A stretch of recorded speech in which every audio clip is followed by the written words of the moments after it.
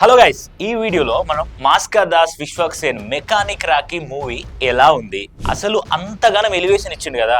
ఏమని, రే నీకే చెప్తున్నా నా జాంట కూడా వీకెలో అని ఇలాంటి డైలాగులు కొట్టిండు. ఆ తర్వాత రాగడిని వేసుకున్నాడు, ఆ తర్వాత పూల చొక్కను వేసుకున్నాడు. ఎవరైతే ట్రైలర్ చూసి రివ్యూలు ఇస్తారో వాళ్ళందరినీ వేసుకున్నాడు. ఒక పాయింట్ ఆఫ్ వ్యూ చూస్తే, అంటే ఆయన పాయింట్ ఆఫ్ వ్యూ చూస్తే, ఒక 2 నిమిషాల ట్రైలర్కి నువ్వు హాఫ్ అన్ అవర్ రివ్యూ ఇచ్చి నువ్వు ఒక ఆడియన్ మైండ్ సెట్ ని నువ్వు డైవర్ట్ చేసి వాని సినిమా కూడా చేసినావు అనుకో, ఆ సంగతి నేను చూసుకుంటా. అది మైండ్ సెట్ లో పెట్టుకొని రివ్యూయర్స్ అందరినీ అరే నీకే చెప్తున్నా నా జాంట కూడా వీకెలేవని ఇలాంటి మాటలు మాట్లాడిండు. విశ్వక్ సేన్ బాయ్ గురించి మనకు తెలిసిందే, ఏ సినిమా ముందైనా కూడా ఒక కాంట్రవర్సీ క్రియేట్ చేస్తాడు. అది స్టేజ్ మీద అవ్వచ్చు, ప్రాంక్ల రూపంలో అవ్వచ్చు, లేకపోతే టీవీ 9లో దేవి నాగవల్తో చేసింది అవ్వచ్చు. అండ్ బ్రో అనే ఒక లక్ష్మణ్ ఉంటాడు మీమరు, ఆయనతోని ఒకటి రోడ్డు మీద పెట్రోల్ పోయించుకొని ఆయనతో కార్ ఆపి, ఇదంతా కూడా ఏంటంటే మూవీకి ప్రమోషన్ని ఒక కాంట్రవర్షియల్ వేల చేయడంలో విశ్వక్ బాయ్ ఎప్పుడు ముందుంటాడు. సో మరి ఇప్పుడు మెకానిక్ రాకీ సినిమా ఎలా ఉంది, ఆయన ఇచ్చిన ఎలివేషన్ ఏదైతే ఉందో మహారాజా సినిమాతో పోల్చినట్టు ఉన్నదా అంటే, మహారాజా సినిమాతో పోల్చినట్టుగా ఒక ఫ్రేమ్ కూడా లేదు. అంత స్క్రీన్ ప్లే ఉంటుంది అన్నాడు, అలాంటి స్క్రీన్ ప్లే ఎక్కడ లేదు. పాటలు 90mm rod, fights 70mm rod, story first half ఎంత రాడ్ తెలుసా, 1999 రాడ్ దింపింది. అసలు ఆ ఫస్ట్ హాఫ్ చూస్తున్నంత సేపు ఎందుకు వచ్చిందా నాయన సినిమాకు అనే ఫీలింగ్ వస్తుంది. ఇప్పుడు అంత అదే సేమ్ టెంప్లెట్ కదా.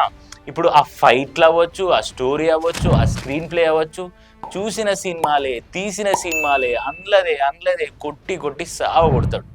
అంతకుముందు కూడా గ్యాంగ్స్ ఆఫ్ గోదావరి సినిమాకు మీసం వెళ్ళేది చెప్తున్నారా బాబు, ఈ సినిమా ఫెయిల్ అయిందంటే నేను సినిమాలో అది అని ఘోరంగా ఎలివేషన్ ఇచ్చాడు. ఈ సినిమా కూడా అట్లనే ఇచ్చాడు. కాకపోతే ఇక్కడ ఉన్న ట్విస్ట్ ఏంది అని అంటే, మనకు సెకండ్ హాఫ్ ఎంటర్ అయిన తర్వాత సెకండ్ హాఫ్ స్టార్ట్ అయ్యి కూడా ఒక ట్విస్ట్ ఉంటుంది. స్టార్ట్ అయ్యి కాసేపటి తర్వాత ఆ కాసేపు కూడా మనకి కొంచెం బోరింగ్గానే ఉంటుంది.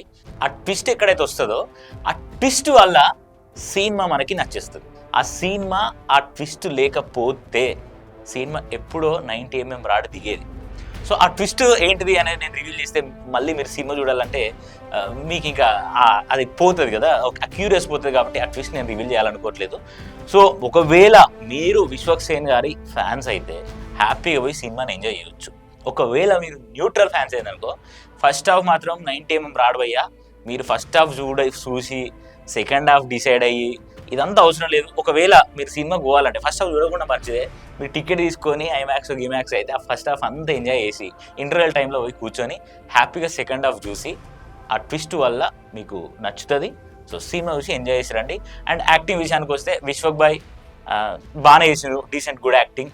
And Meenakshi Chaudhary was looking so great and very beautiful. And Shraddha విషయానికి వస్తే ఓకే, శ్రద్ధ బాగానే చేసింది. నానితో చేసిన ఏదైతే జెర్సీ సినిమా ఉందో దానికి కంపారేటివ్గా ఇంకేమైనా చేస్తుందని ఒక సినిమాలానా చూస్తున్నా, బట్ తను చేయట్లేదు. ఇంకంతే, తనకిచ్చిన స్కోప్ని ఆమె యూజ్ చేసుకుంది.